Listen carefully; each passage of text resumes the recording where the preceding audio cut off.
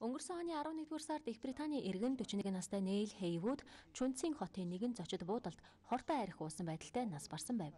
Уг хэргийн ул мөрөөр мужийн коммунист намын дарга асан Бо Силайн эхнэр Гу Калайг баривчлаад байгаа. Хятадын хууль сахиулагчид тэдний гэрийн үйлчлэгчийг мөн дээр хэргийн улмаас баривчилсан байна. Чүнцийн хотын цагдаагийн газар бизнесмений үхлийн шалтгааныг арх хэтрүүлэн хэрэглэснээс болсон гэж мэдэгдсэн ч Их Британий тал хэрэгт нэмэлт мөрдөн байцаалт явуулахыг шаардсан билээ. Хятадын коммунист намын нөлөө бүхий гишүүний эхнэрийг гэр бүлийн найз байсан бизнесмен Нейл Хейвудыг хүнээсэн байж болзошгүй гэж өнгөрсөн өдрүүдэд Хятадын телевизээр мэдээлж байлаа.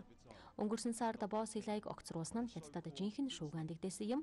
Хятадын коммунист намын элит гишүүдийн нэг Бо Силай үндэстний удирдах дээд байгууллага коммунист намын улс төрийн товчооны гишүүн болох магадлал өндөр байжээ. Бо Силайг ирээдүйдээ улс төрч гэж байсан ч Чүнцийн хотын цагдаагийн дарга Америк нэгдсэн улсын элчингээс орогнол хүссэн тухай шуугианаас болж өнгөрсөн 3 дугаар сард огцорсон. Чүнцийн хотын цагдаагийн дарга Ван Ли Жун өнгөрсөн 2 дугаар сард Чэнду дахь Америк нэгдсэн улсын консулын газраас орогнол хүсч Их Британий бизнесмен зуурдаар нас бараагүй гэж мэдэгдсэний дараа хэрэг дахин сөхөгдсөн юм. Гэвч Ван Ли Жунийг Хятадын хууль сахиулагчид консулын газраас тэр даруйд баривчлан хорьсон аж.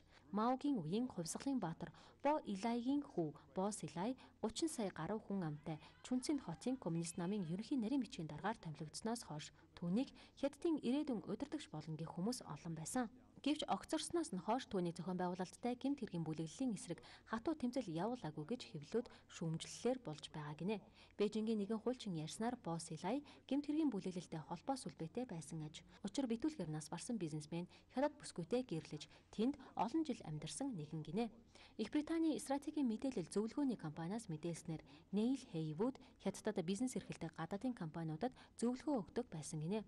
Их Британи түүний үхлийн шалтгааныг дахин мөрдөн шалгахыг өмнө нь 2 болон 3 сард шаардаж байсан билээ.